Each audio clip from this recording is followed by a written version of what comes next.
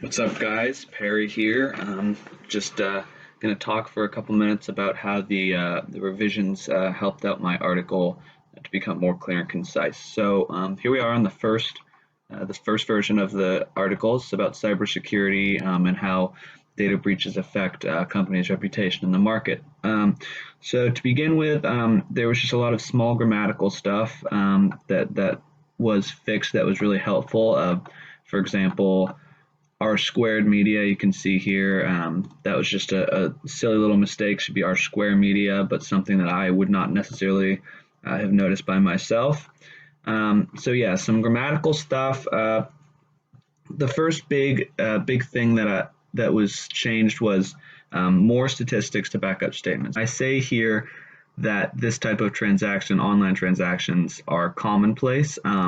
There should be some statistics to back that up. So if we go to the first revised version, you can see I put in here, changed it from this just ending the sentence at commonplace to putting in the statistic that retail e-commerce sales worldwide are forecasted to more than double between 2018 and 2023, excuse me, which basically just makes the point more clear and actually backs up with statistics. There are a couple of other examples of this. I won't go over all of them, but one of the other ones was showing how many data breaches happen on a normal day. So in my first article, I obviously said that thousands of people, log in, thousands of data breaches happen, but I didn't have any statistics to back it up. So what I went for the second version was I went ahead and put in a study from the Clark School of Engineering in Maryland that said that there was a hacker attack every 39 seconds on average, affecting 1 in 3 Americans every year, which just makes my point that they happen all the time a little bit easier to understand and a little bit more relatable. Another very helpful revision from my first to my second version was taking out some points that kind of distracted from my argument. For example, I wrote a whole paragraph or so on how smaller and bigger businesses were affected differently by cyber attacks, but in reality, that doesn't really have anything to do with just companies in general. Reputation, it doesn't really have anything to do with the reputation. I was kind of just extrapolating, which ended up taking away from the argument. So I revised that to get rid of that. And then just basic stuff that I didn't necessarily know coming into this, like you can see down here at the bottom of my article, I mentioned SEOs, which means search engine optimization. Essentially, I was saying that what R² Media does was just that, making the results from a search engine positive, depending on what you're looking up. So if you want your company to be searched and have positive reviews about it, then that's what R² Media does. That was just a correction. They corrected me. It was not actually search engine optimization. It was online reputation management. So that was definitely an important thing to change. So from the second revision to the third revision, one of the main things was changing my links, my citations from like the full HTTPS link to a shorter bit.ly or tiny URL link, which just makes it look more professional. And it makes it more concise, easier to read. For my thought experiment I did at the top, you can see that I changed it from you, imagine that you have just purchased an expensive item, to imagine that Jane has just purchased an expensive item, just making up a character and sticking with that character throughout, so it's a little more professional. I added more in about how data breaches affects stock price, affects the trading price of a company, which is something that I didn't originally think of, but you guys told me that would be helpful to add in, make more sense, and it does.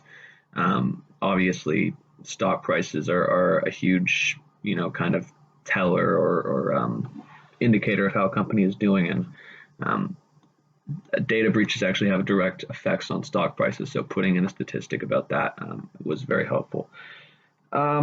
Also, down here in my paragraph about customer reviews on a company's reputation, I added in several statistics about how the loss of customer and stakeholder trust, it says here, can be the most harmful impact of cybercrime. Got actual statistics to back that up. For example, down here, 65 companies affected by hacks in 2013. The share prices of 2/3 was adversely impacted, which obviously is a very big number, so that kind of helps the article to be more plausible as well. Let's see here. So from the other than that, from the second to the third revision, just adding in a couple more statistics that were maybe more reliable. Pew Research Center we've got, and the New York Times. Just, when people read through this type of thing, they see a relatable name, they're going to be more likely to continue reading, more likely to trust it than if all the statistics and data comes from websites that they've never heard of. Okay, so for the third to the fourth revision, oops, let's get that there.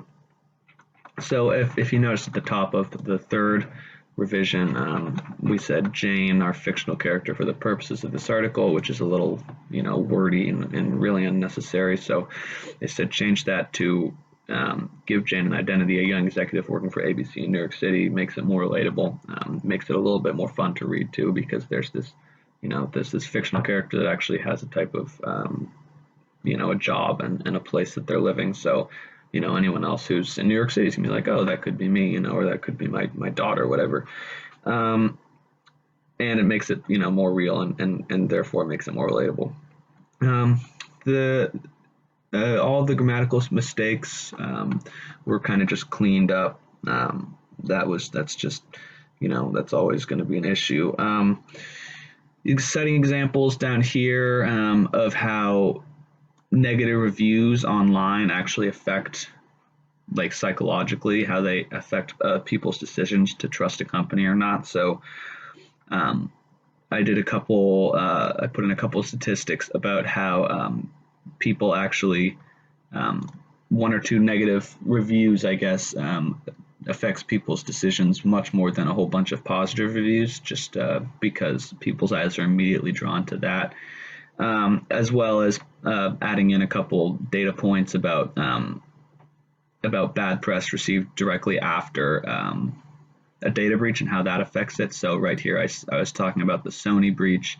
The company's stock dropped 10% in 1 week after the breach, just because of the bad press. There's people reading about how Sony was compromised, and they pulled out. So obviously that had a huge effect on it.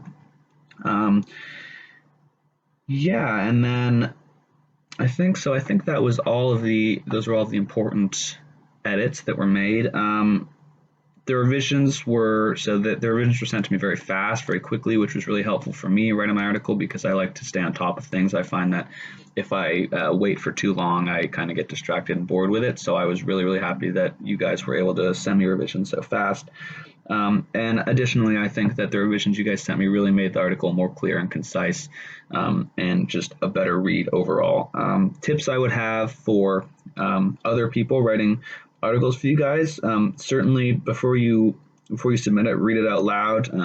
That way, it's easier to catch the little mistakes that you might not catch when you just skim over it. And so reading it out loud, I found was really helpful. Include lots of statistics. I certainly did not include enough statistics in my first or even second attempt, so definitely get a lot of statistics in there to back up your point.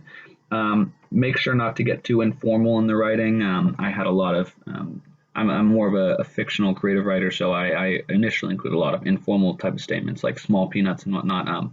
Try to not put that in, because it makes the writing a little bit too loose, and people are going to be like, this is kind of unprofessional.